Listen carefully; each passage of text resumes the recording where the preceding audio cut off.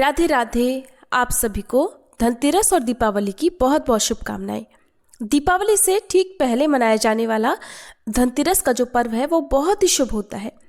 इस दिन से ही 5 दिनों तक चलने वाले दीपावली के पर्व की शुरुआत हो जाती है और इस दिन बहुत से लोग नए बर्तन, सोने चांदी या वाहन आदि खरीदकर उनकी पूजा करते हैं। धनतेरस के दिन को मुख्य तौर पर भगवान गणेश, माँ लक्ष्मी जी, धनवंतरी भगवान और कुबेर देवता की पूजा के लिए जाना जाता है। मान्यता है कि इस दिन धनवंतरी भगवान समुद्र से अमृत कलश लेकर प्रकट हुए थे और धनवंतरी भगवान को आयुर्वेद के देवता माना जाता है। तो परिवार के सभी सदस्यों के सुखी और निरोगी जीवन की कामना से इस दिन धनवंतरी भगवान की पूजा करते हुए उन्हें औषधियाँ, जड़ी बूटियाँ अर्पित की जाती हैं। धनतेरस की पूजा बहुत विधि विधान से की जाती है। भले ही सामग्री का अभाव हो, लेकिन श्रद्धा में कमी नहीं होनी चाहिए। तो आज की इस वीडियो में मैं आपको बहुत ही सरल और आसान धनतेरस की पूजा विधि बता रही हूँ। मैं वीडियो में खुद महत्वपूर्ण होगी, तो इस वीडियो को आप पूरा ध्यान से जरूर देख लीजिएगा। किसी भी सामग्री को आप कम या अधिक कर सकते हैं। आपकी जैसी सामर्थ्य उसके अनुसार ही आप धनतेरस का पूजन करें।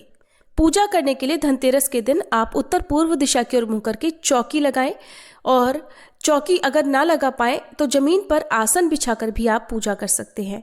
और इस दिन इस तरह से रेडीमेड पोस्टर भी आपको मार्केट में मिल जाएगा, जिसमें लक्ष्मी गणेश जी, सरस्वती माता, धनवंतरी भगवान और कुबेर देवता होते हैं। अब हम पहले हाथ में थोड़े से अक्षत लेकर चौकी के बीचों बीच कुबेर देवता की प्रतिमा, तस्वीर या पोस्टर आदि की स्थापना करेंगे, जो भी आपके पास हो। यदि कुबेर देवता की कोई भी तस्वीर ना हो तो आप एक सुपारी में कलावा लपेटकर या पान के पत्ते पर सुपारी रखकर कुबेर देवता का भाव करके भी स्थापित कर सकते हैं। 2 जगह पर और थोड़ा थोड़ा अक्षत का आसन देकर श्री लक्ष्मी गणेश जी की प्रतिमाओं को हम स्थापित करेंगे। अगर आपके पास धनवंतरी भगवान या कुबेर देवता की तस्वीर नहीं है, यंत्र भी नहीं है, तो इस तरह से आप 2 पान के पत्ते लेकर उन पर सुपारी की स्थापना करके भी धनवंतरी भगवान और कुबेर देवता का भाव करके उनकी पूजा कर सकते हैं। अब हम एक लोटे में थोड़ा जल और उसमें गंगा जल मिलाकर एक पुष्प की सहायता से सभी देवी देवताओं को स्नान कराएंगे। प्रथम पूजनीय भगवान गणेश जी से पूजा प्रारंभ करें, फिर माँ लक्ष्मी जी, कुबेर देवता और जो पोस्टर है उन सभी पर थोड़ा थोड़ा गंगा जल का छींटा लगाएंगे। धनतेरस के दिन कुबेर दीपक जलाया जाता है, जो रात भर जलता है। अगर आपके पास कुबेर दीपक ना हो तो आप कोई भी मिट्टी का बड़ा दिया लेकर उसमें घी भरकर या तिल का तेल भरकर रात भर जला सकते हैं। अब हम दीपक प्रज्वलित करेंगे, धूप जलाकर रख लेंगे।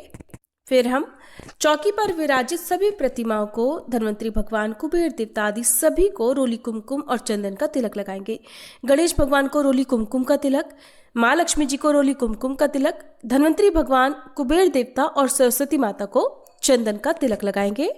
तिलक लगाने के बाद हम सभी को पुष्प अर्पित करेंगे। लाल, पीले, गुलाबी, सफ़ेद जो भी पुष्प आपको मिल जाते हैं वो आप अर्पित करें। गणेश भगवान जी को लाल और पीला पुष्प अर्पित करके, माँ लक्ष्मी जी को अगर हो सके तो आप कमल का फूल जरूर अर्पित कीजिएगा। अगर आपको मिल जाए, कमल का फूल आपको एक कली के रूप में मिल जाएगा, जिसे आपको खोल कर ही माँ लक्ष्मी जी को अर्पित करना चाहिए।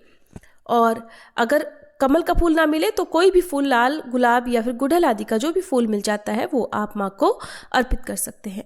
इस तरह से हम सभी देवी देवताओं को पुष्प अर्पित करेंगे। अब हम गणेश भगवान को, माँ लक्ष्मी जी को, कुबेर देवता को, धनवंतरी भगवान को वस्त्र रूपी कलावा अर्पित करेंगे। और इस दिन गणेश भगवान को, कुबेर देवता और धनवंतरी भगवान को हो सके तो पीला जनेऊ अर्पित करें, नहीं तो केवल गणेश भगवान जी को पीला जनेऊ भी आप अर्पित कर सकते हैं।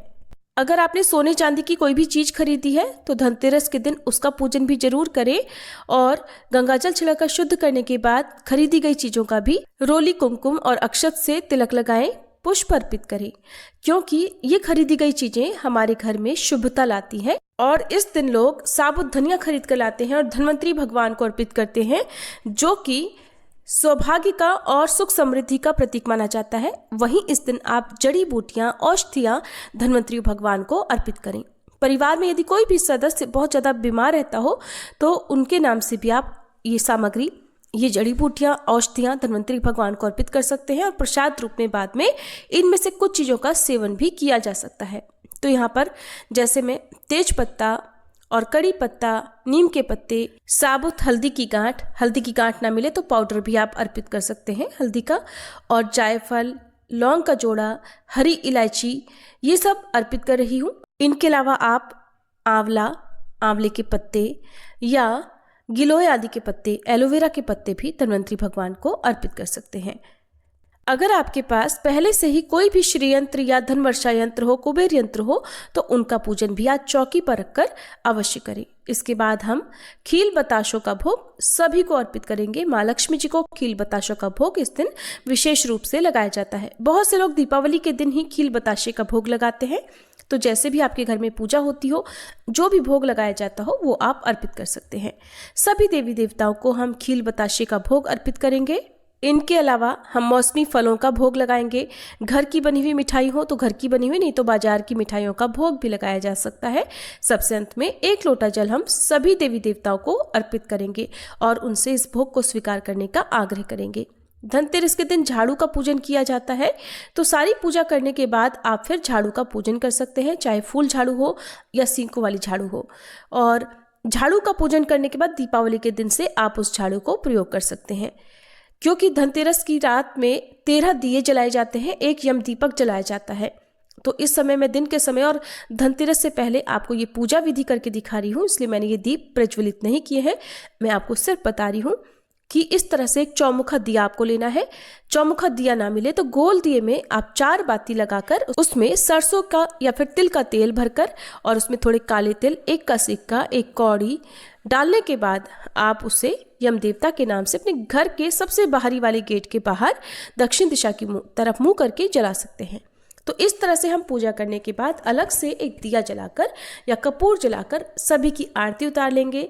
धन्वंतरी भगवान की, कुबेर देवता की आरती करेंगे। चालीसा का पाठ यदि करना हो तो आरती करने से पहले आप चालीसा कर लें। और यदि आपको धनतेरस की कथा इस समय पढ़नी या सुननी होती है तो वो आरती करने से पहले आप कर लें, क्योंकि बहुत से लोग शाम को बहुत ज़्यादा व्यस्त रहने के कारण सुबह ही जो विशेष मंत्र होते हैं या कथा होती है उनका पाठ सुबह ही कर लेते हैं। शाम के समय इस प्रकार से आरती करने के बाद आपने जितने भी दिए जलाए हैं, वैसे तो इस दिन 13 दिए जरूर जलाए जाते हैं, उन 13 दियों में से 1 दीपक आप चौकी पर लगाएं। एक कुबेर देवता का दीपक पहले से ही है, दूसरा एक और चौकी पर आप रख दें। घर के चारों कोनों में उत्तर दिशा की तरफ मुंह करके तुलसी जी के पौधे के नीचे, आसपास, नाली के पास में भी बहुत से लोग इस दिन दिया जलाते हैं, कूड़े के ढेर के पास जलाते हैं, गौ माता के आसपास, गौशाला के आसपास, वहां पर दीप जला सकते हैं। 1 दीपक आप आसपास पीपल पेड़ के नीचे जलाकर आए। मंदिर हो आसपास तो मंदिर के आप मुख्य द्वार पर रखकर आ जाएं। इस तरह से धनतेरस की रात को दीपदान किया जाता है। और जो धनिया हमने धन्वंतरी भगवान को अर्पित किया है उसमें से कुछ दाने आपको अपने घर के पौधों में डाल देने चाहिए और कुछ दाने लेकर धनिये के धन पोटली बनाई जाती है। कुछ लोग इस धनिये को दीपावली तक रहने देते हैं और उसके बाद धन पोटली बनाकर उसमें बाकी और सामग्री के साथ में रख दी जाती है, पोटली बांध दी जाती है। बाकी धनिये को आप अपने रसोई घर में प्रयोग कर सकते हैं। धनिये को बहुत शुभता का प्रतीक माना जाता है और ये एक ऐसी सामग्री है जो धनतेरस के दिन चाहे कोई कितना भी निर्धन क्यों ना हो वो खरीद सकता है। तो इस दिन आप अपनी सामर्थ्य के अनुसार खुशी से धनतेरस का त्योहार मनाएं और ध्यान रखें, अगर आपके आसपास कोई निर्धन परिवार हो तो वहां पर आप धनतेरस मनाने की जो भी सामग्री है वो आप दान में दे सकते हैं। अगर आपको वीडियो पसंद आई हो तो लाइक जरूर कीजिएगा।